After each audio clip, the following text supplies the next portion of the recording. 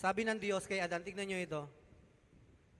And the man said, sabi ni Adan, the woman whom you gave to me, yung binigay mo sa akin babae, binigyan niya ako ng bunga eh.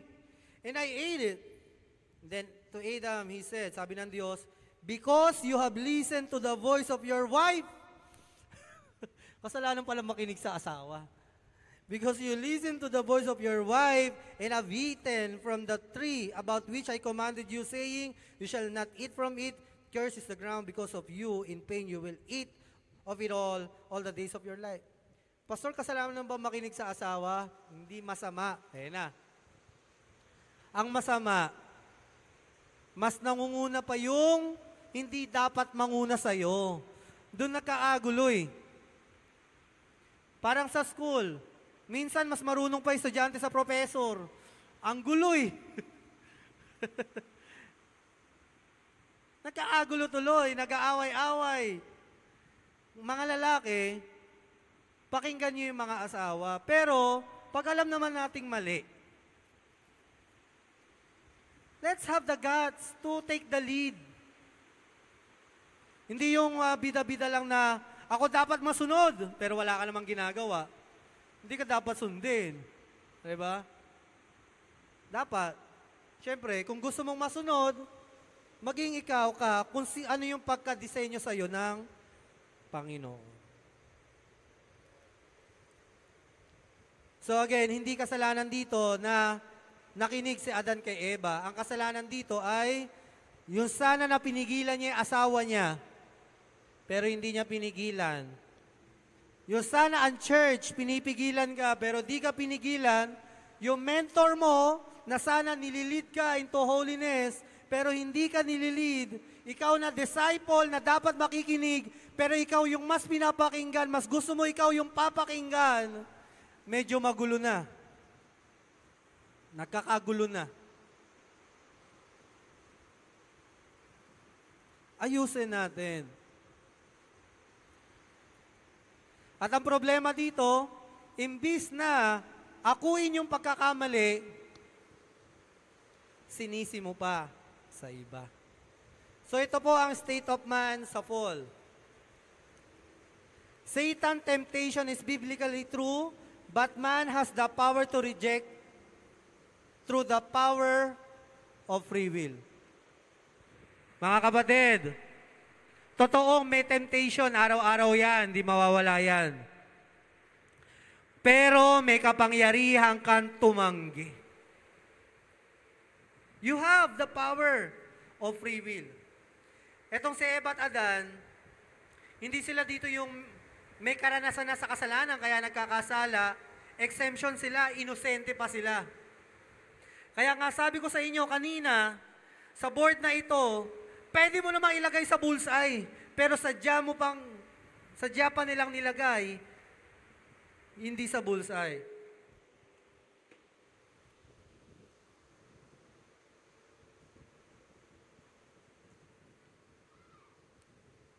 It's not an excuse na tao ka, tapos naalipin ka ng kasalanan.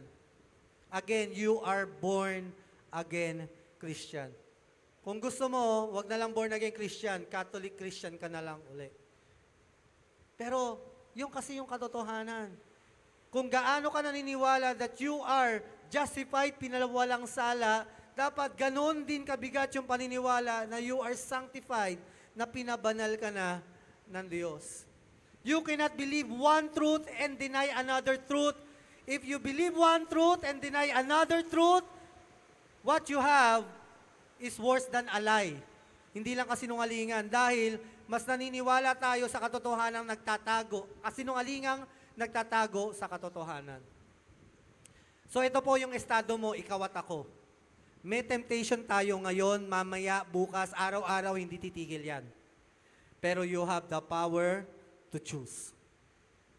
Choose God or not. That's the reality. Yan po yung truth. Hindi tayo perfect, imperfect tayo, pero the Lord rebukes the spirit that says to every human beings in this place, every child of God who have the Spirit of God, the Holy Spirit in you, who's trying to be, do not be deceived.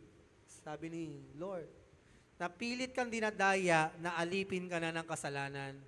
The Lord rebuked that lie. No, you're not. You have a free will to choose. Hindi pa usapan dito yung kapangyarihan ng Holy Spirit. Ang pinag-uusapan pa lang natin dito, yung kalayaan mo palang pumili. Kaya nga kahit hindi ka Kristiyano, hindi ka pa born again, pwede ka pa rin gumawa ng mabuti. Sa paanong paraan? Choice! Free will.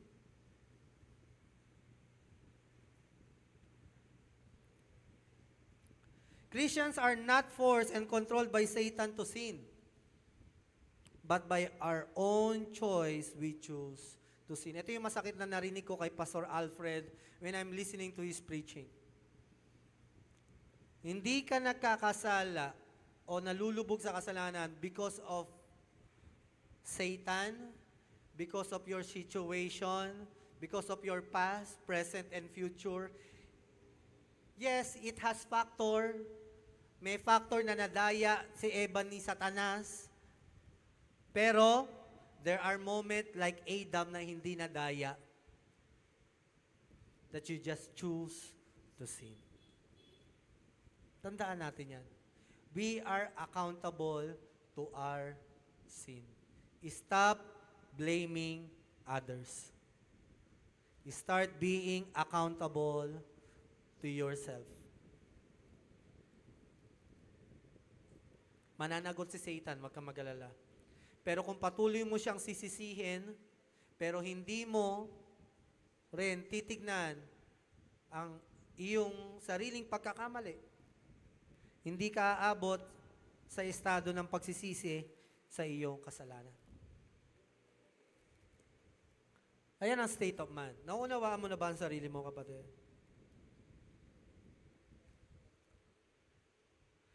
Perished people in hell are not victim, but a transgressor and trespasser.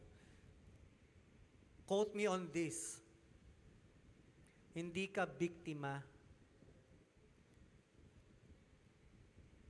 Especially if you're a Christian. You are not victim of Satan. You are not victim of anyone.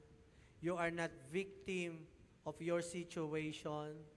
Hindi ka biktima ng kung sino man sa tingin mo na naiisip mo nagiging dahilan bakit ka ganyan ngayon. Hindi ka biktima ng kahit anong naiisip natin kung bakit nasaan tayo ngayon.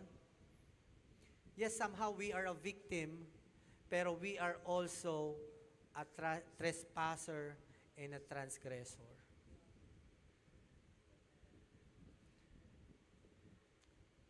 Huwag tayong magpapaniwala sa kasinungalingang ng mundo na laging sinasabi na kasalanan ng iba, kasalanan nito, bakit ako ganito? Kaya nga sa uling panahon, ang sabi ni Kristo, ang mga Kristiyano ay tulad ng mga ipa at palay. Liligligin at lalabas ang totoo. Nandito ka ba talaga para kay Kristo?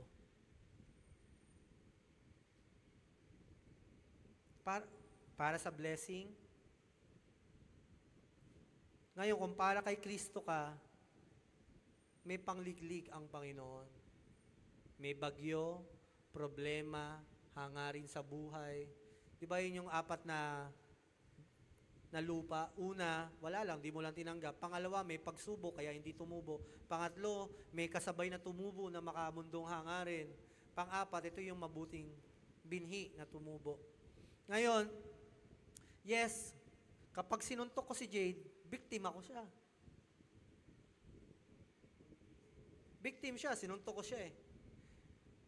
Pero yung pagkasuntok ko sa kanya, kumuha siya ng baril at binaril niya ako, he's not acting as a victim anymore.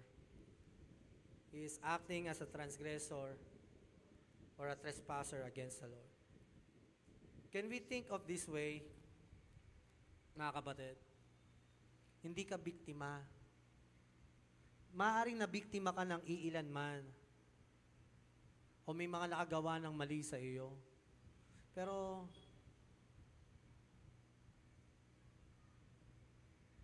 tignan din natin yung ating mga sarili. If you keep thinking you are a victim, hindi ka makakalaya dyan. You will always keep on blaming even the church. Even your mentor, even your pastor, you will blame everyone. Kahit yung pamilya mo, magulang mo, lahat sisisihin mo.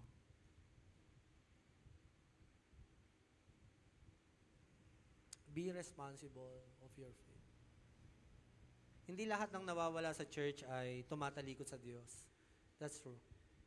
Yung iba nga talagang panahon nila para tahakin ang mga buhay, maaaring paraan ng Panginoon, pero not all the time. Pero hindi dahilan kung ano may nararanasan natin para tumalikod sa Panginoon. Pero again nga dito natin malalaman talaga, time is the ultimate truth teller. If the truth that is in you is the biblical truth of Jesus Christ, that truth is alive and that truth will remain alive eternally.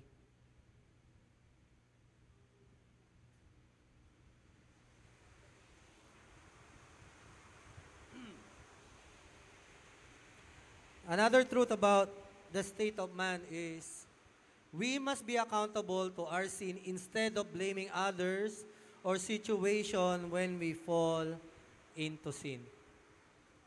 Nung nagkamali si Adan, sinisi niya si Eva. Samantalang hindi niya nakita yung sarili niya na nasa tabi niya yung asawa niya. Tinititigan niya nakakasala.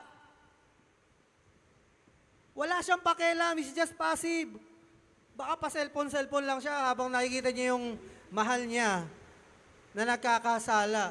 At natatakot siya sigurong ma-offend. Siguro inisip niya, baka ma-offend sa akin si Eva pag sinaway ko. Kakagatin na lang, kapatid, hindi mo pa sinaway. Adan. Katabi niya na.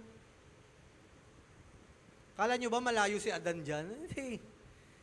Kaya nga pagkaagat, sabi, binigay agad kay Adan Diba? Nandun lang yun, nanonood. Kaya naman sana, mga kapatid, if someone is reminding you, encouraging you, receive naman. Pag kino-comfort ka, receive it. Huwag nyo naman hayaang mapagod yung nagpapalakas sa inyo kasi napapagod din yan. Huwag nyo rin na maubusin yung pasensya ng mga tao dahil hindi rin Diyos yan. Nauubos din pasensya niyan, nagagalit din yan.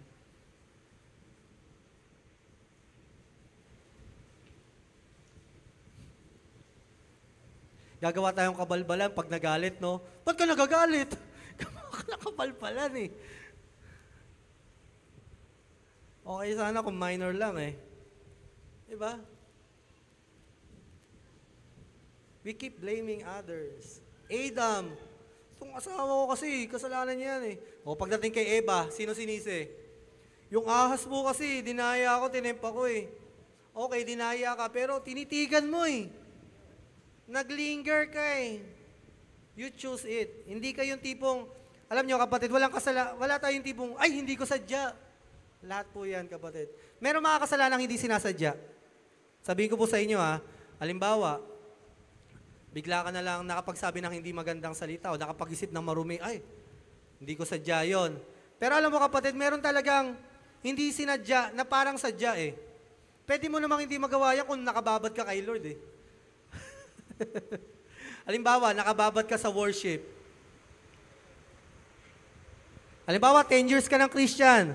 Lagi ka nagwo-worship. Laging kasama mo, hindi, sabihin na natin yung common na hindi nagmumura. Talaga matututo ka hindi magmura. Pero yung lagi mo sinasabi, hindi ko naman sadya magmura, pero lagi mo kasama, nagmumura. Hindi ka nagbabasa ng Bible. Pwede mo sabihin, hindi mo sadya yun. Hindi mo sadya on that moment, pero sinadya mong pabayaan yung sarili mo na magkaganyan yung pananampalataya mo. Maari kayo sa atin, kung nanlalamig pananampalataya natin, nagkakaroon tayong pagkakamaling hindi sadya. Tama? Hindi mo talaga sadya Pero kapatid, bakit ka napunta dyan sa kalagayan na yan? Nung nag-fasting tayo, binigyan tayo, mag-fasting tayo. Hindi ka nag-fasting. Katuwaan na lang ha. Fasting tayo, hindi ka nag-fasting. Okay, nanlalamig ka. Kasalanan.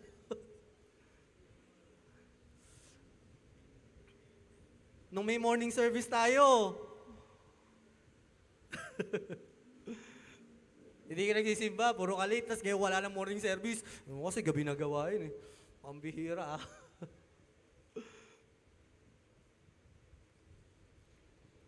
Si pastor kasi tatrabaho eh. Bakit ganon lagi yung blaming game natin, no? Hindi na nawala. Pero God is enough. Salamat na lang sa Panginoon. He can deliver us from all this stupidness that we have. Even me, kahit di naman ako. I'm still struggling to any sin. Lahat tayo nagkakasala. Nakakaya pag malaki kasalanan, di ba? Pero alam mo, nakakaya din yung maliit na kasalanan. Bakit? Maliit na lang yan. Nakakahiya, di ba? Ang liit-liit na lang, di mo pa nakakahiya pa rin. Lahat ng kasalanan nakakahiya, dapat hindi pinagmamalaki. At hindi na dapat nagre-recruit. Hindi mo na yan parang, ganito, hindi ito kasalanan. So, si Eva at Adam, pinatawad ng Diyos, pinatawad ba sila? Pero, teka lang, humingi ba ng tawad si Adan sa storya? Parang walang verbal na nag-sorry si Adan. No? Pero tignan natin. Genesis chapter 3 verse 20. Now the man called his wife named Eve because she was the mother of all living. Ngayon kapatid, hindi natin nakita ang literal na nag-sorry si Eva at Adan. Pero ito ang nangyari. Adam accepted the consequences of his sin and he started being accountable to his wife. Hindi man nag-sorry si Adan. Pero nung sinabi ng Diyos, ito na magiging parusa ninyo, hindi na nagreklamo si Adan. Ang ginawa ni Adan, yung sinisisi niya na asawa niya na, ikaw may kasalanan, bakit ako nagkasala? Tinawag niya na, wala pang pangalan yung babae na ito, tinawag niya ng Eve. Naging sweet na siya. Ano ibig sabihin ng Eve? Eve means life or living. Tinawag niya ng buhay. Hindi niya na sinisi. Ang ginawa niya na sa kabilang banda, tinanggap niya yung consequences, naging accountable siya sa pagkakamali niya, at bumawi siya sa asawa niya. Ang sabi niya, buhay ko. Ikaw ang buhay. Ikaw ang nagbibigay buhay. Ikaw magbibigay ng mga anak ko. So sa tuwing tinatawag niya yung babae, hindi na lang babae, oy babae! Pinangalanan niya na, buhay ko. Wow. Meron mga ganyan tawagan, buhay ko. Patayin ko kayo eh. Joke lang. Kami ni Bana, tawag namin, buko. Buko. Buko ba yun? Buko. Bukulan ko kayo eh. Buhay ko. Diba? So, Adam repented. Yung pagka-repent niya, yun na yung kanyang expression ng kanyang paghingi ng tawad sa Panginoon. Next week, pag-aaralan natin kung paano pinatawad ng Diyos si Eva at Adan. Ang ganda ng storya na yun. Next week po, pag-uusapan natin. Naka 2 hours na ata kasi ako eh. Okay lang, maiksi naman yung worship eh. Okay, mukhang nag-enjoy pa naman kayo. So ito, dahil pag-uusapan natin next week kung paano in-address ni Lord yung ating mga kasalanan. Next week yan, kaya punta kayo dito. Kung paano naman i-deal ni Lord yung ating mga pagkakamali. Magandang pag-uusapan yan next week. Pero I hope we learn something today kung paano tayo nagkakasala. And we understand ourselves. Meron kasi pag di mo kilala sarili mo eh. Pero at least we know. Kung kilala mo na sarili mo, kahit papano siguro, ay kakapractice mo ng holiness, palapit ka na ng palapit sa bullseye. Hindi man laging bullseye, minsan hindi, pero at least nabubullseye mo na. Siguro kung magwa one-on-one kami ni Edsem, matatalo niya ako. Pero kung magpa-practice, gagaling ako at mas mauunawaan ko yung sarili ko, kung paano ko nilikha ng Panginoon at paano ko mapagtatagumpayan yung mga bagay na pinagkatiwala sa akin ng Diyos. And lastly, din tayo magtatapos. Ito ang maganda sa Panginoon. Then Yahweh, God made garments of skin for Adam and his wife. Ganda, no? Ngayon ko lang nakita, habang binabasa ko lang ngayon, ang tawag na ng Diyos o ng Word of God kay Adam, hindi na woman. Tingnan nyo. Then Yahweh, God made garment of skin for Adam and his wife. Kumbaga, naibalik na. Nakita na ng Diyos kay Adan, yung si Adan, kinikilala niya na yung asawa niya. Hindi na yung babae, but his wife. He clothed them. Then Yahweh God said, Behold, the man has become like one of us, to know good and evil. And now, let's send them forth his hand and take also from the tree of life and eat and live forever. So mahirap ba kayo maintindihan din sa English, pero yan yung verse. Ano po yung tinuturo sa verse na yan? Ang sinasabi sa verse na ito, ngayon, nagkasala na si Eva at Adan, katulad na natin sila na alam na yung tama at mali. O hindi na sila inosente, ang gawin natin, balutan natin sila ng balat ng hayop. Natanda yun ng sacrifice ni Lord. Kasi ayaw silang patayin ng Panginoon eternally. Agad, gusto pa silang iligtas ng Diyos. Ang sabi ng Diyos dito, paalisin na natin sila sa paraiso o sa Eden. Kasi kapag nandito sila, makakain nila yung isang puno pa. Yung puno na nagbibigay na buhay na walang hanggan. Bakit sa tingin mo na ayaw ni Lord na makain nila yung puno na nagbibigay ng walang hanggang buhay? Kasi pag nakain nila yon pero marumi sila, anong mangyayari sa kanila? Dahil kabayaran ng kasalanan ay kamatayan, marumi sila at meron silang walang hanggan, anong mangyayari? Kamatayang walang hanggan. Now, kapatid, this is the story of our lolo and lola and the creator of our lolo and lola. Kung paano niligtas ng Diyos yung lolo at lola natin. Kung niligtas si lolo at lola, ililigtas din tayo. Diba? Sila nga nagkasala, niligtas pa rin. Niligtas sila. Minsan, masakit yung paraan ni Lord, tinanggal sila sa paraiso. Kasi hanggat hindi sila tatanggalin sa Eden, magkakamali sila at ending, magkakaroon lang sila ng kamatayang walang hanggan. Pero bakit ginawa ng Diyos yan sa tingin nyo? Ladies and gentlemen, ganito po mangyayari at nangyari na. Isang araw, yung babaeng ginamit ni Satanas para magkasala ang tao, ang mga babae din ang gagamitin para ipanganak si Jesus at talunin ang kapangyarihan ng ahas. Tapakan yung ahas. Alam mo, ganito yung ginawa ng Diyos sa atin. Nakakalungkot man na ngayon ay nasa mundo tayong hindi perpekto. May bagyo, 3 bagyo, may gera, may martial law ngayon sa Cambodia and Thailand, at kung ano-ano pa, nakakalungkot man. Pero alam mo kapatid, mas mabuti na to kaysa nasa Eden tayo, tapos kinain natin yung walang hanggang bunga. Bunga nagbibigay na walang hanggan, pero makasalanan tayo, walang hanggang parusa din. Ang gusto ng Diyos, ililigtas ko kayo. Pero wala tayong magagawa. Sa ngayon, hindi ako pwedeng magkata, hamartiyan na baluktutin yung utos ko, pero ililigtas ko kayo. Isang araw, ipapadala ko si Jesus para mamatay para sa inyo, mga lahi ni Adan. Ipapadala ko yung pangalawang Adan para mamatay para sa kasalanan nyo.